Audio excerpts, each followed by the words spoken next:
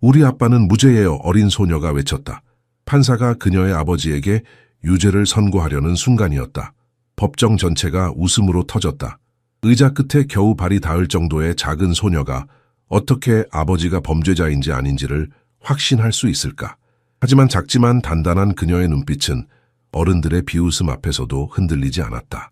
법정 경위들이 다가와 소녀를 데려가려 했고 그들의 얼굴은 돌처럼 굳어 있었다.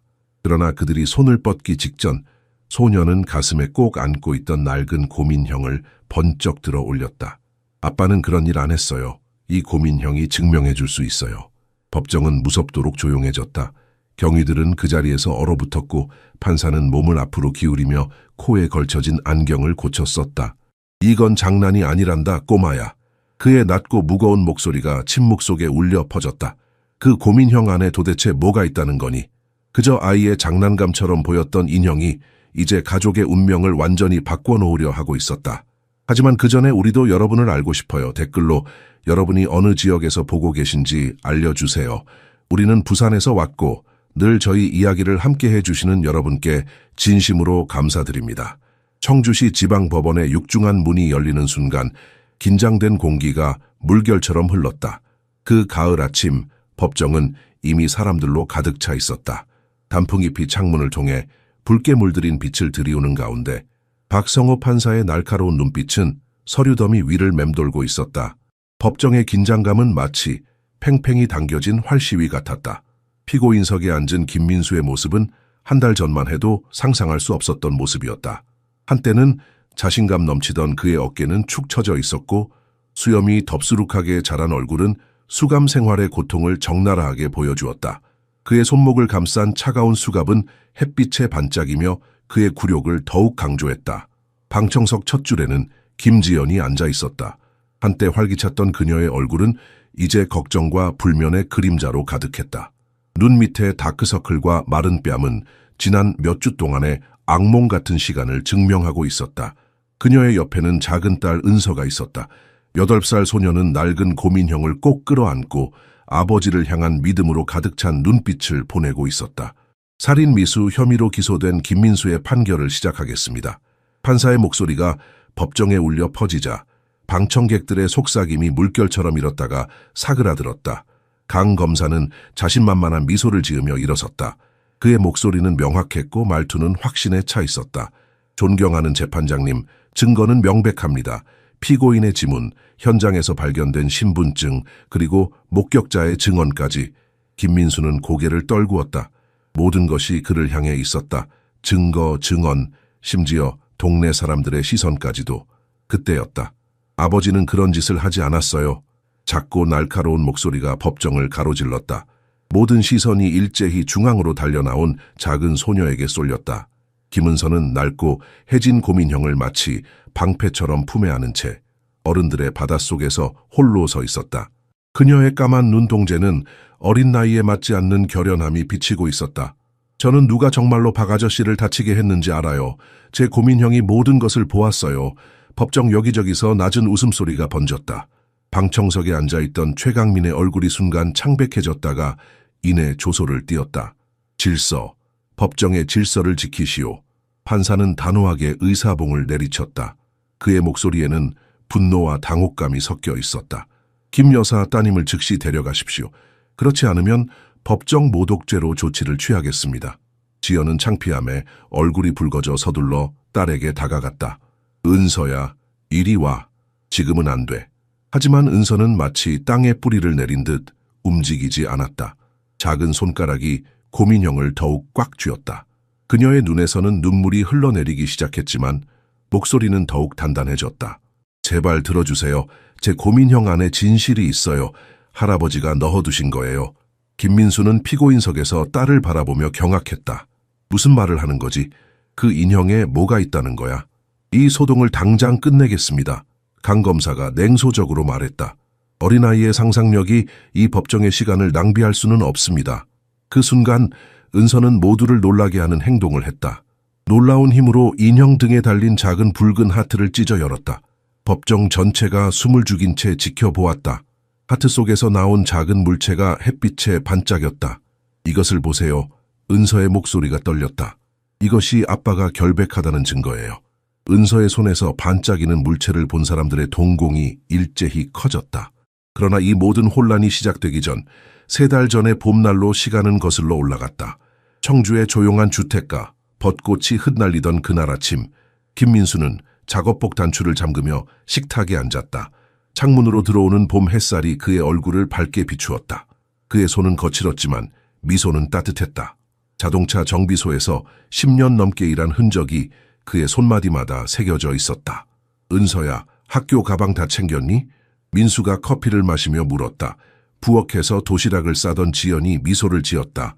그녀의 손끝에서는 봄나물 향기가 번졌다. 새벽부터 일어나 시장에서 사온 나물로 정성스럽게 준비한 반찬이었다. 그녀의 작은 허브 정원에서 딴 민트 잎이도 몇 장 넣어두었다. 네, 아빠. 숙제도 다 했어요. 은서가 고민형을 끌어안은 채 방에서 뛰어나왔다. 그녀의 까만 단발머리가 공기 중에 흔들렸다. 지연은 딸의 머리를 정리해주며 한숨을 쉬었다. 정말 새 인형을 사줘야 할 것 같아. 이 수호신은 이제 너무 낡았어. 은서는 고개를 강하게 흔들었다. 그녀의 눈에는 어린 나이에 맞지 않는 고집이 깃들어 있었다. 안 돼요. 할아버지가 주신 거예요. 할아버지는 수호신이 항상 창가에 있어야 한다고 하셨어요. 특히 박 아저씨 집 쪽이 잘 보이는 자리예요. 민수는 딸의 말을 듣고 미소 지었다. 작고 까맣고 반짝이는 그 눈동자는 돌아가신 장인어른을 그대로 닮았다. 장인은 특이한 사람이었다. 대기업 보안 시스템 기술자로 일하다 은퇴한 후에도 항상 경계심을 늦추지 않았다. 특히 외동딸의 딸, 은서를 지나치게 걱정했다. 할아버지는 항상 너를 지키고 싶으셨지. 민수가 부드럽게 말했다. 그래서 수호신을 만드신 거야. 오후 민수는 마당에서 일하다 또다시 박두환과 마주쳤다. 박두환의 정원사가 심은 새 울타리가 문제였다. 측량도 없이 경계를 30cm나 넘어선 것이다. 창가에 앉아있던 은서는 수호신을 창틀에 조심스럽게 앉혔다.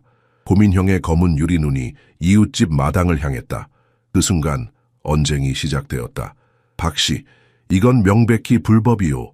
내 땅의 절반을 이미 가져갔잖소. 민수의 목소리가 높아졌다. 박두환은 비웃듯 손을 흔들었다. 그의 값비싼 양복과 시계는 주택가의 소박한 풍경과 어울리지 않았다. 법적으로 따져봐. 내게는 좋은 변호사가 있으니 당신 같은 정비공은 상대도 안 될걸. 그날 밤 은서는 부엌에서 들려오는 부모님의 조용한 대화를 훔쳐들었다. 내일 밤에 한 번 더 대화해볼게. 좀 진정되면. 민수의 목소리가 무거웠다. 그냥 놔두자. 변호사에게 맡기자. 지연의 목소리에는 걱정이 묻어났다. 나쁜 예감이 들어. 다음 날 새벽 청주의 고요한 아침을 가르며 경찰 사이렌이 울려 퍼졌다. 경찰차의 파란 불빛이 김 가족의 아담한 주택벽에 춤추듯 번졌다. 이웃들이 몰래 창문을 열어 상황을 엿보는 가운데 민수는 경찰관들에게 이끌려 나왔다. 그의 얼굴은 공포와 혼란으로 일그러져 있었다. 경찰서의 차가운 취조실. 최 수사관은 철제 테이블을 손가락으로 두드리며 민수를 노려보았다. 형광등 불빛이 수사관의 반질반질한 이마를 비추었다. 김민수 씨, 당신은 박두환 씨를 폭행한 혐의로 체포되었습니다. 최 수사관의 목소리는 얼음장같이 차가웠다. 민수의 얼굴에서 핏기가 가셨다. 그의 목소리가 떨렸다.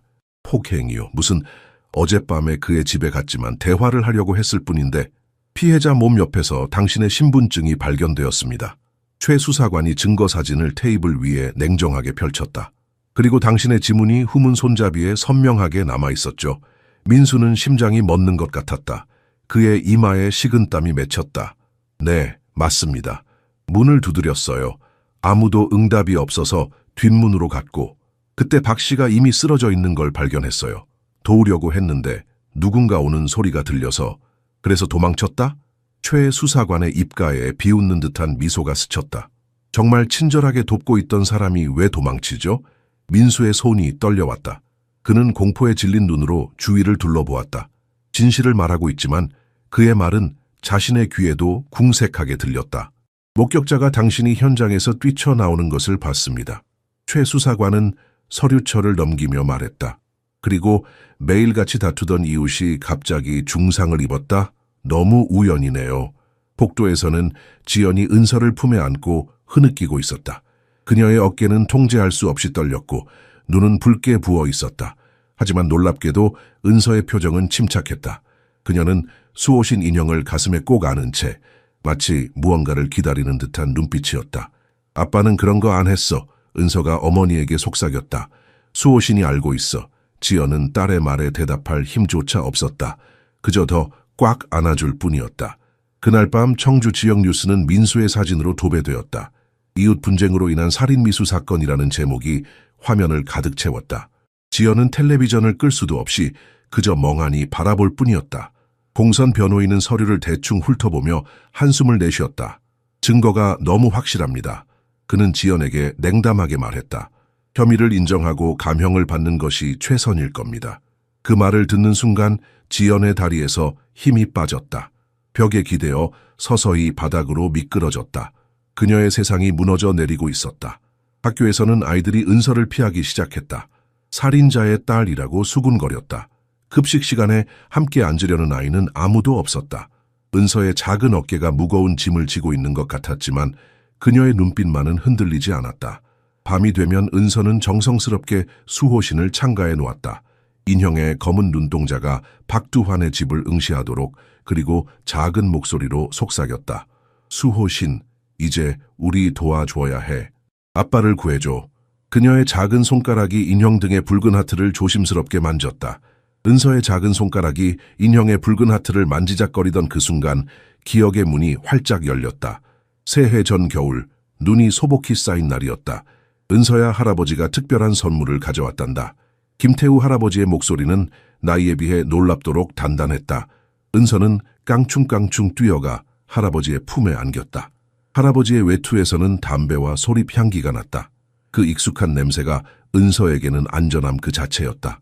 태우 할아버지는 30년 넘게 대기업 보안 시스템 기술자로 일했다. 퇴직 후에도 그의 손은 항상 바빴다. 작은 기계들을 분해하고 조립하는 것이 그의 낙이었다.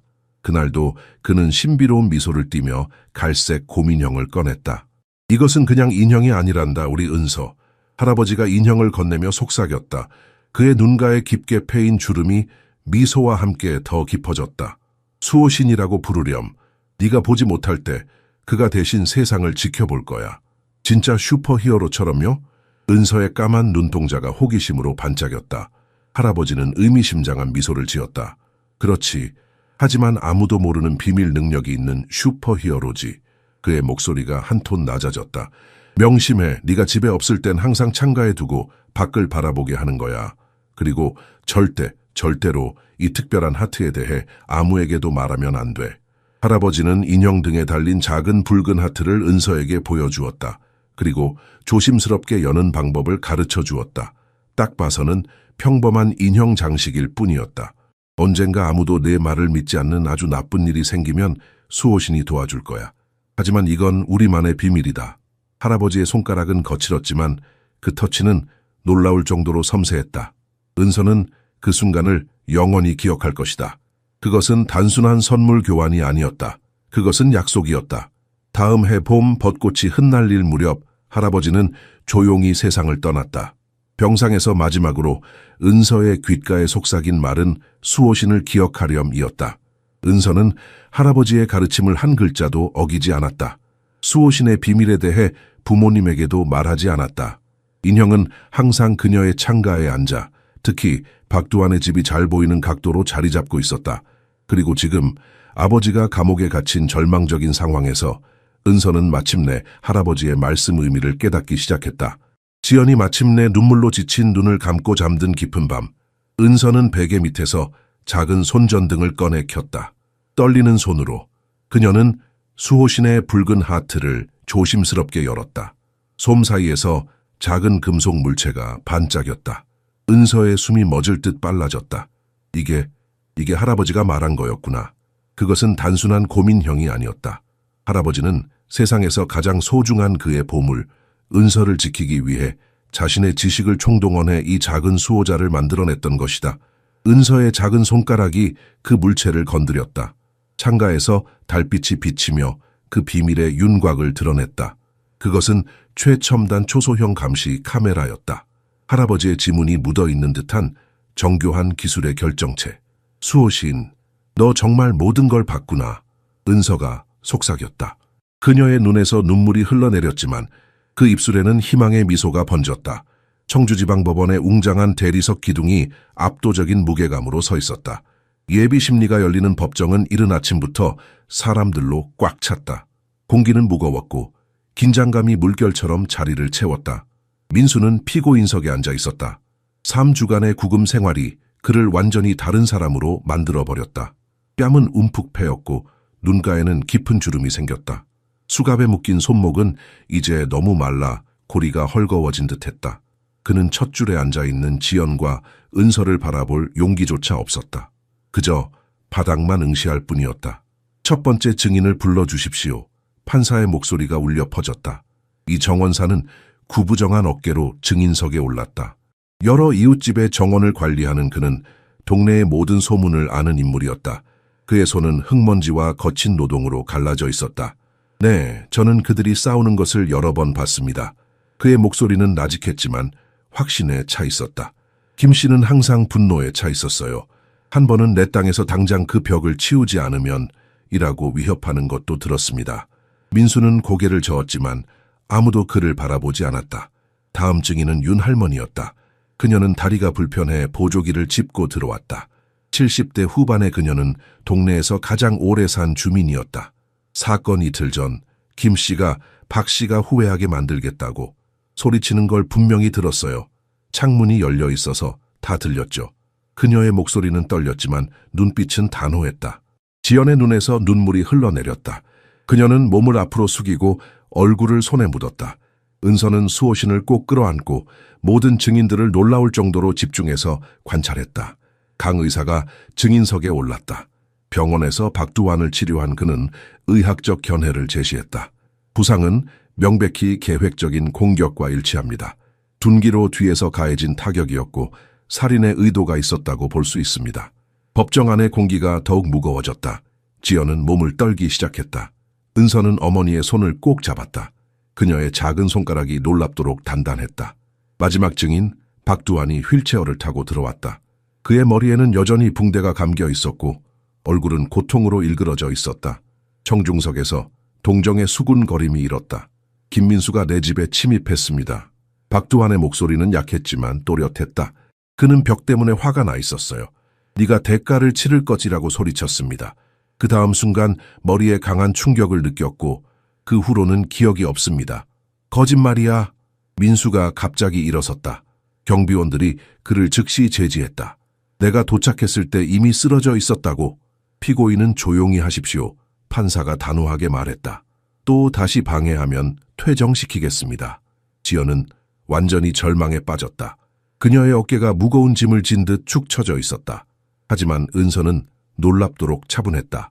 그녀는 마치 성인처럼 모든 증인의 얼굴, 목소리, 몸짓을 주시하고 있었다. 특히 그녀의 시선은 최강민에게 고정되어 있었다. 박두환의 전 직원이자 새로운 증인으로 법정에 앉아있던 그는 판사를 똑바로 쳐다보지 못했다. 그의 손가락은 끊임없이 무릎을 두드렸고 이마에는 작은 땀방울이 맺혔다. 그는 두려워하고 있어. 은서가 지연에게 속삭였다. 하지만 아빠 때문이 아니야. 지연은 지친 눈으로 딸을 바라보았다. 어떨 땐 사람들은 이기는 거야, 은서야. 이번엔 아니야, 엄마.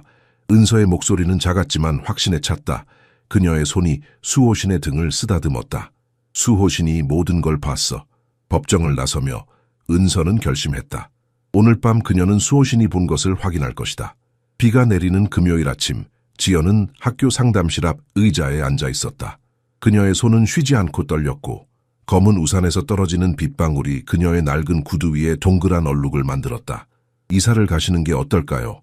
박 교사가 따뜻한 차를 건네며 조심스럽게 제안했다. 그녀는 학교에서 은서를 여전히 친절하게 대하는 몇 안 되는 사람 중 하나였다. 다른 지역에서 새 출발을 하는 게 은서에게도 좋을 것 같아요. 지연은 차갑게 식어가는 차를 바라보았다. 그녀의 눈은 며칠 동안 쉬지 않고 흘린 눈물로 부어 있었다. 떠난다는 건 민수가 유죄라는 걸 인정하는 거예요. 그럴 수 없어요. 이해해요. 하지만 박 교사의 말이 복대에서 들려오는 소리에 잠시 멈췄다. 저기 살인자 딸이다. 어린 목소리가 속삭였다. 곧이어 날카로운 웃음소리가 들렸다. 지연의 심장이 무너져 내렸다. 그녀는 딸이 매일 이런 말을 듣고 있다는 사실을 알고 있었다. 은서의 책상에 누군가 살인범의 피의라고 붉은 펜으로 낙서한 사진을 휴대폰으로 받았을 때의 그 고통이 다시 가슴을 찔렀다. 집으로 돌아오는 길, 시장에서 지연은 예전에 매일 인사하던 상인들의 차가운 시선을 느꼈다.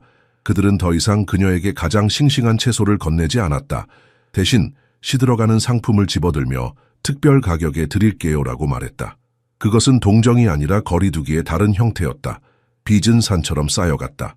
민수의 월급이 끊긴 지 한 달. 지연은 밤 10시부터 새벽 3시까지 인근 오피스 건물 청소부로 일하기 시작했다. 그녀의 손은 강한 세제로 거칠어졌고 허리는 끊임없는 허리굽힘으로 아팠다. 엄마, 왜 항상 피곤해 보여요? 은서가 어느 저녁 혼자 저녁을 먹으며 물었다. 지연은 억지 미소를 지었다. 괜찮아, 우리 공주님. 엄마는 그냥 요즘 잠을 잘 못 자서 그래. 사실 그녀는 잠들 때마다 악몽을 꾸었다. 민수가 감옥에서 늙어가는 모습, 은서가 청소년기와 성인기를 살인자의 딸이라는 낙인과 함께 보내는 모습, 그리고 그녀 자신이 점점 더 고립되고 지쳐가는 모습.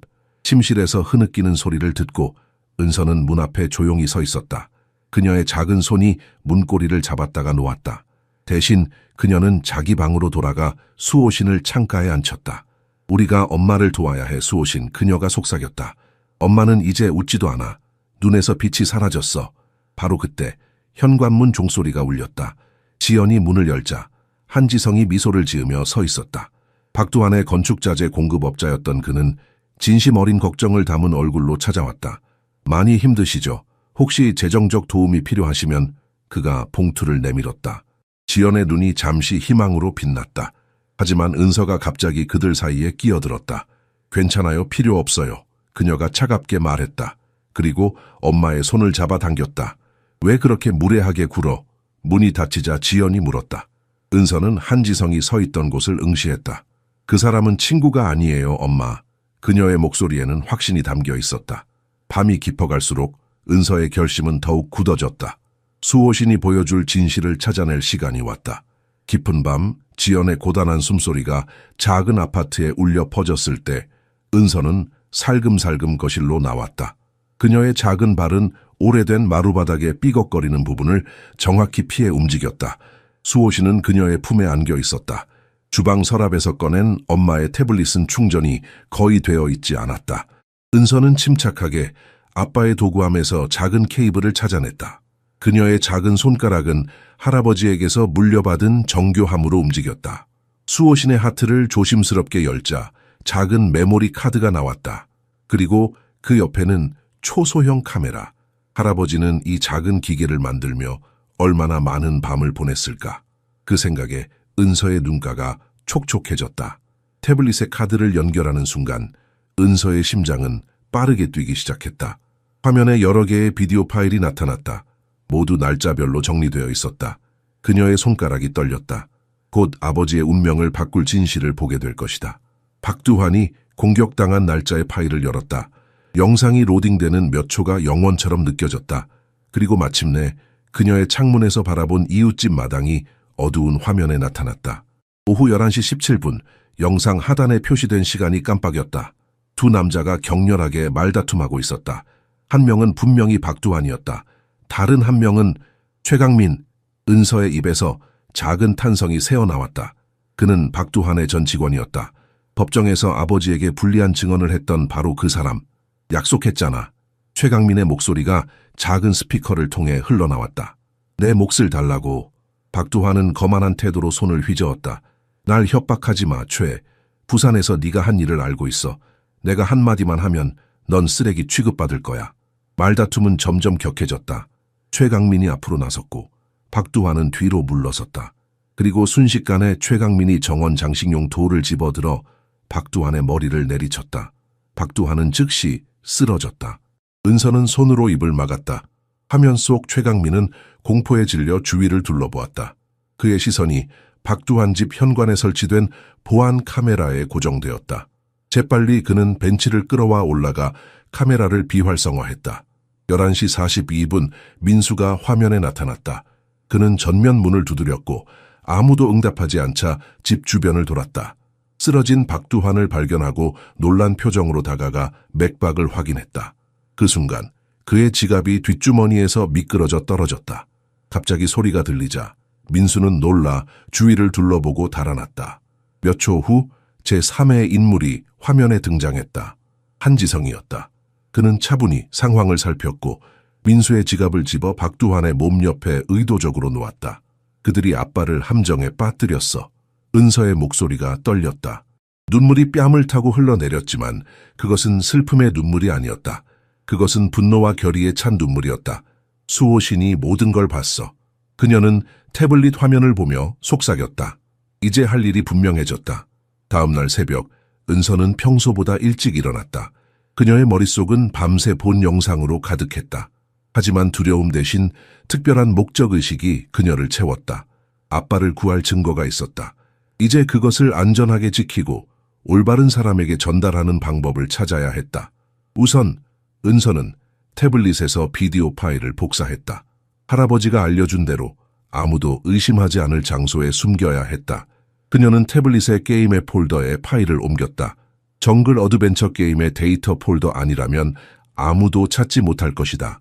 그러나 이것만으로는 부족했다. 최강민과 한지성이 위험한 사람들이라는 걸 은서는 본능적으로 알았다. 그들이 이 영상의 존재를 알게 된다면 어떤 행동을 취할지 예측할 수 없었다. 창문 밖을 내다보니 최강민이 길 건너편에서 그들의 집을 바라보고 있었다. 그가 가끔 이렇게 나타나 집을 감시한다는 사실은 은서만 알고 있었다. 어머니에게 말하면 더 걱정만 끼칠 뿐이었다. 학교에서 은서는 비상한 관찰력으로 두 사람의 일과를 기록하기 시작했다.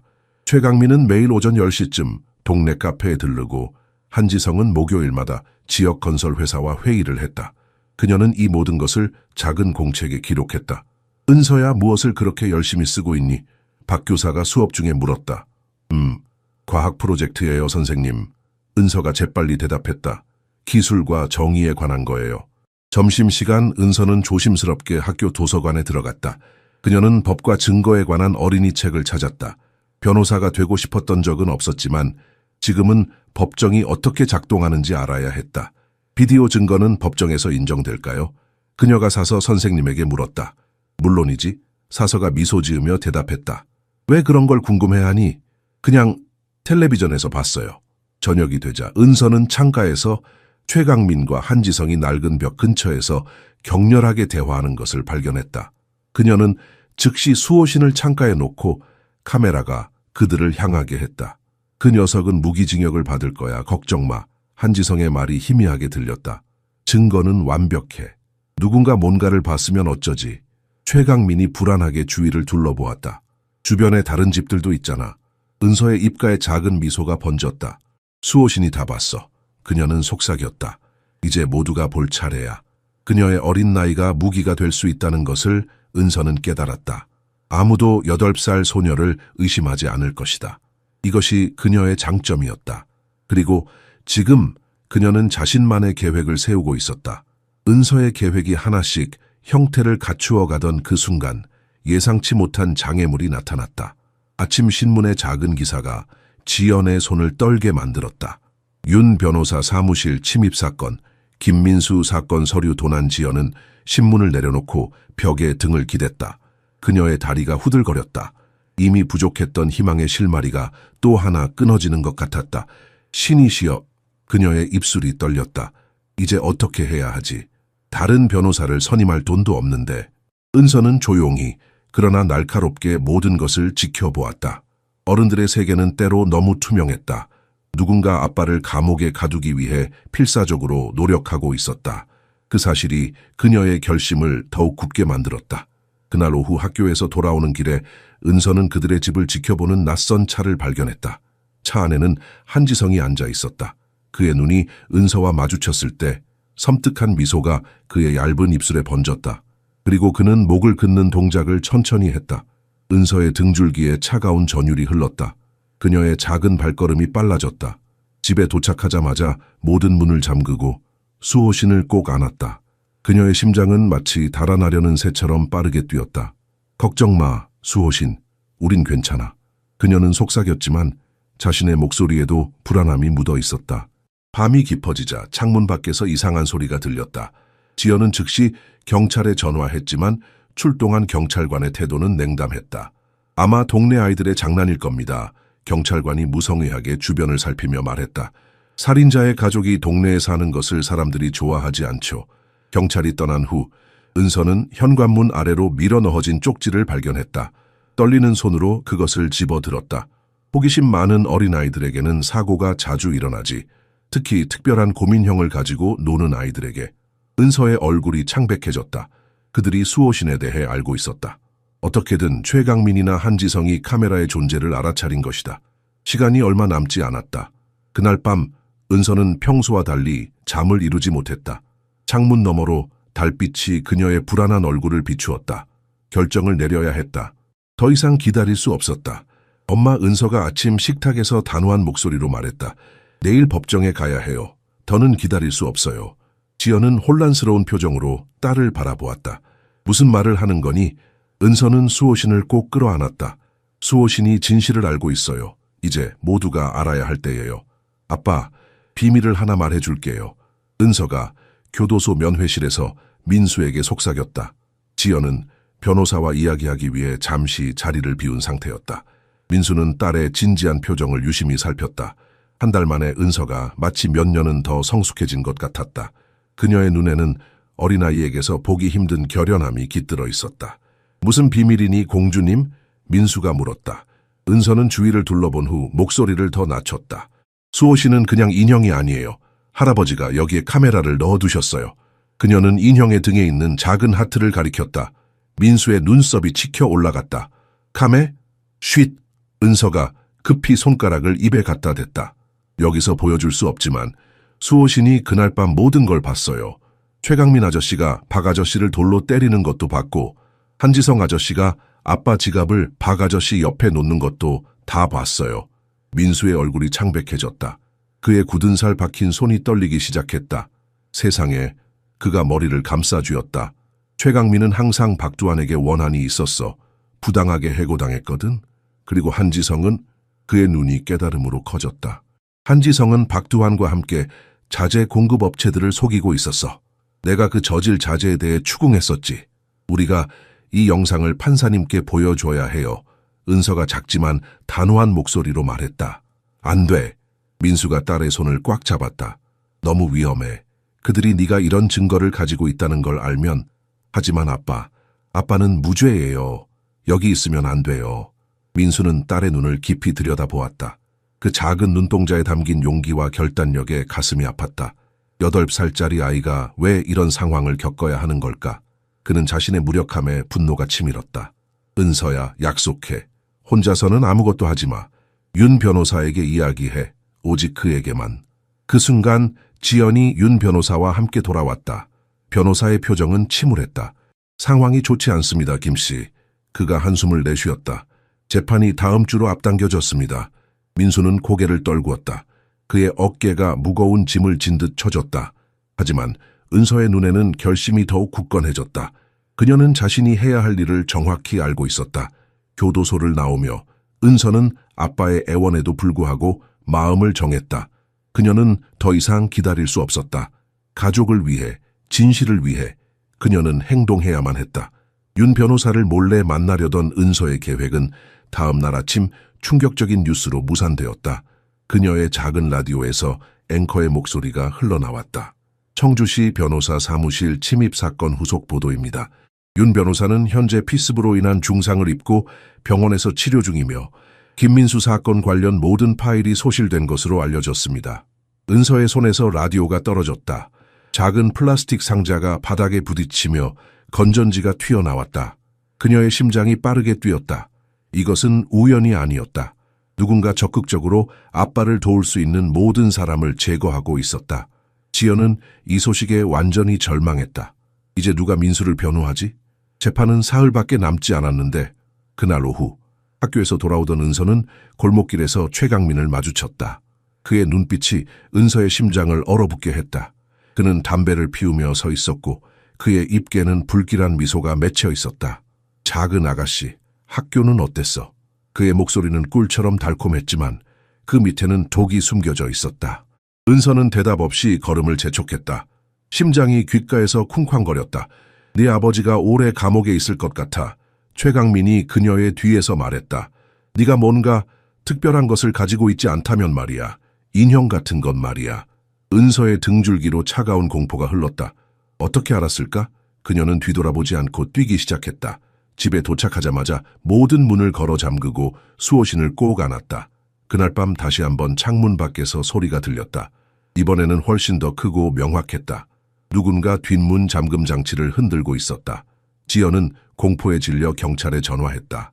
제발 빨리 와주세요. 누군가 우리 집에 침입하려고 해요. 경찰이 도착했을 때 침입자는 이미 사라진 뒤였다. 하지만 뒷마당에는 분명한 발자국이 남아있었고 창문 하나는 살짝 금이가 있었다.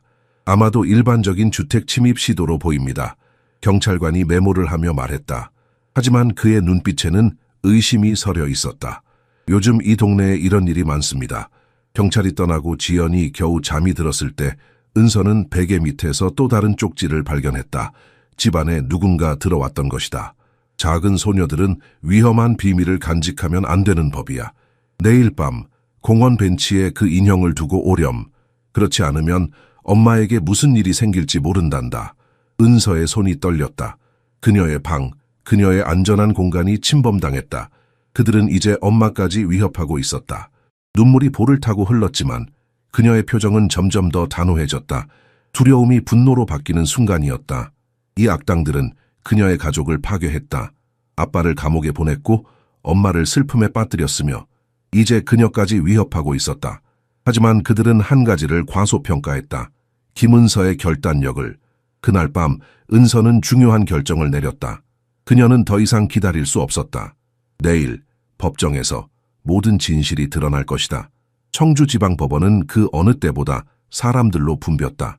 최종 심리가 시작되는 아침, 언론사 기자들과 호기심 많은 시민들이 법정을 가득 메웠다. 가을 햇살이 창문을 통해 들어와 재판장의 단상을 비추었지만 그 빛조차 법정의 무거운 공기를 가볍게 만들지는 못했다. 민수는 한 달의 구금 생활로 완전히 변해 있었다. 그의 얼굴은 헬쑥해졌고 눈빛은 희망을 잃은 듯했다. 피고인석에 앉아 이제는 무엇을 기대해야 할지도 모른 채 배정된 새 변호사의 무관심한 태도를 지켜볼 뿐이었다. 박두환은 여전히 휠체어를 타고 법정에 들어왔지만 그의 상태는 눈에 띄게 호전되어 있었다. 그럼에도 그는 계속해서 고통스러운 표정을 지으며 배심원들의 동정심을 자극했다. 그의 용기는 완벽했다. 검찰의 최종 논고가 끝나갈 무렵 은서는 더 이상 참을 수 없었다. 그녀는 수호신을 꼭 아는 차에 자리에서 일어나 법정 한가운데로 걸어나갔다. 지연이 놀라서 딸의 팔을 잡으려 했지만 이미 늦었다.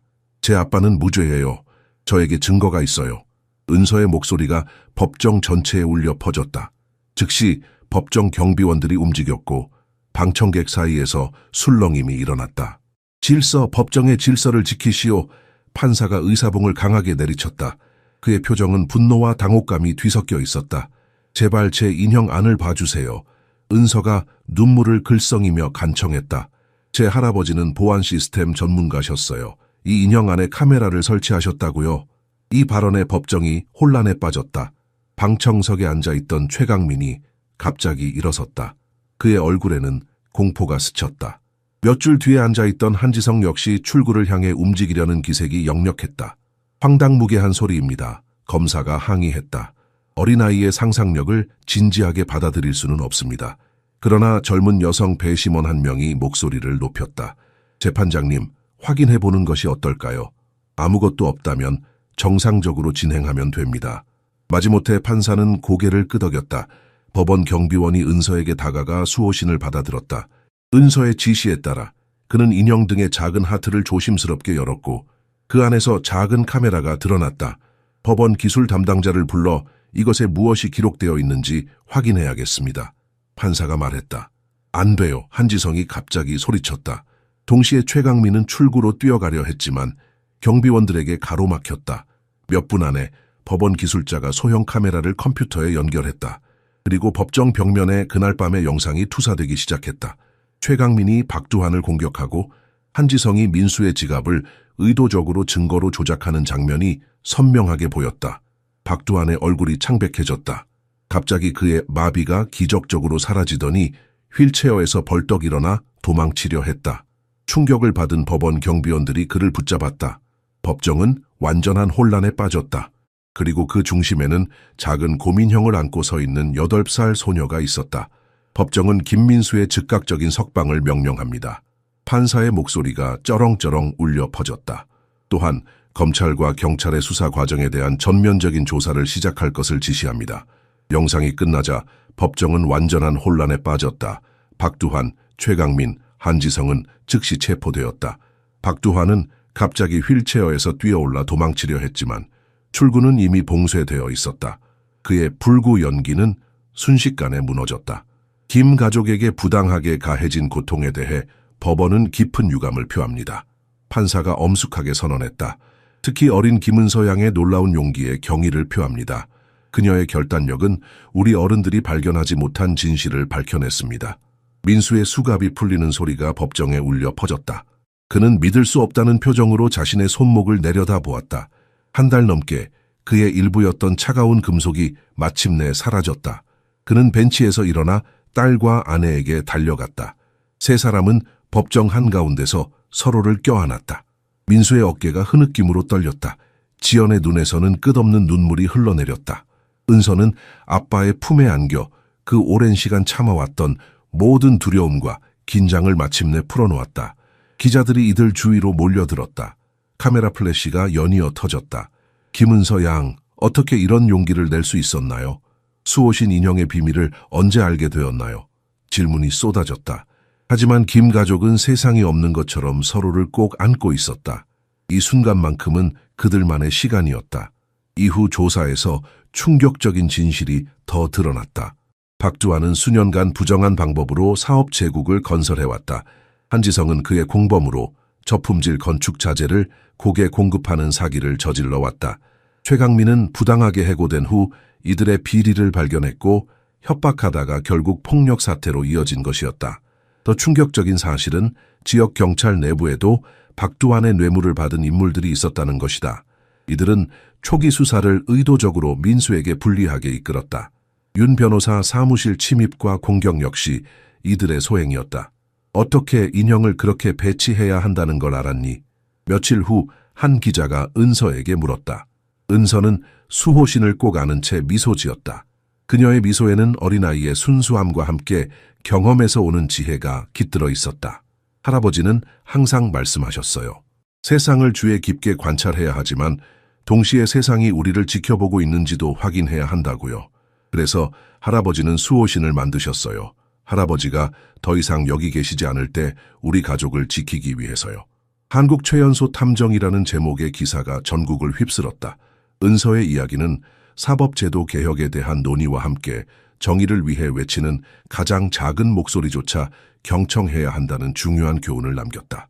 청주의 가을 단풍이 절정에 달한 어느 오후, 은서는 새 집 베란다에 앉아 바람에 흔들리는 벚나무를 바라보고 있었다. 수호신은 그녀의 무릎 위에 편안히 놓여 있었다. 이제 그것은 감시 임무에서 은퇴한 그저 평범한 고민형이었다. 사건 이후 1년, 김 가족의 삶은 완전히 달라졌다. 민수는 국가 보상금으로 자신의 자동차 정비소를 열었다. 정직한 수리라는 모토 아래 그의 사업은 빠르게 성장했다.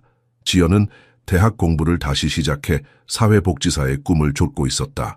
그녀는 부당하게 누명을 쓴 가족들을 돕고 싶었다. 그리고 은서, 이제 9살이 된 그녀는 놀랍도록 침착하고 성숙한 아이로 성장했다. 그녀의 이야기는 전국적으로 알려졌고 심지어 법학전문대학원에서도 특별 간견자로 초청받았다. 제가 배운 것은 은서가 수백 명의 법학도들 앞에서 말했다. 진실은 때로 조금의 도움이 필요하다는 거예요. 할아버지는 그걸 아셨어요. 그래서 저에게 그저 장난감이 아닌 진실을 찾는 도구를 주신 거예요. 김 가족이 보상금 일부로 설립한 한국의 용감한 목소리 재단은 이미 수십 개의 유사한 사건을 도왔다. 그들의 주요 프로그램인 진실의 수호자들은 의심스러운 사건들에 대한 무료 법률 지원과 독립적인 조사를 제공했다. 새집 현관에는 작은 명판이 걸려 있었다. 그곳에는 이제 그들의 삶을 인도하는 철학이 새겨져 있었다. 용기란 두려움이 없는 것이 아니라 두려움보다 더 중요한 무언가가 있다는 확신이다. 은서는 때때로 자신의 인생이 어떻게 이렇게 갑자기 바뀌었는지 놀라곤 했다. 평범한 학교 생활 대신 그녀는 이제 어린이 권리와 사법 정의에 관한 책을 쓰고 있었다. 그녀가 법정에 들어섰던 그 날, 그녀의 삶은 영원히 바뀌었다. 하지만 가끔 밤에 지나가는 차 불빛이 창문을 비출 때면 은서는 여전히 작은 소녀처럼 수호신을 꼭 끌어안고 잠이 들었다. 어떤 상처는 시간이 지나도 완전히 치유되지 않는다. 하지만 그 상처들이 그녀를 더 강하게 만들었다. 그녀가 창밖으로 바라보는 동안 멀리서 한 봉투가 우편함에 떨어졌다. 나중에 은서가 그것을 열어보면 익명의 메시지가 담겨 있을 것이다. 진실은 항상 보이는 그대로가 아니다. 그리고 새로운 이야기가 시작될 것이다. 하지만 이번에는 김 가족은 준비되어 있다. 함께, 당당하게, 그리고 무엇보다도 진실을 그들 편에 두고 은서는 수호신을 바라보며 미소 지었다. 할아버지는 항상 말씀하셨지. 가장 작은 사람들이 가장 큰 변화를 만들 수 있다고. 그녀의 작은 손가락이 인형의 낡은 하트를 쓰다듬었다. 이제 그곳에는 카메라가 없었지만 그 공간은 다른 것으로 채워져 있었다.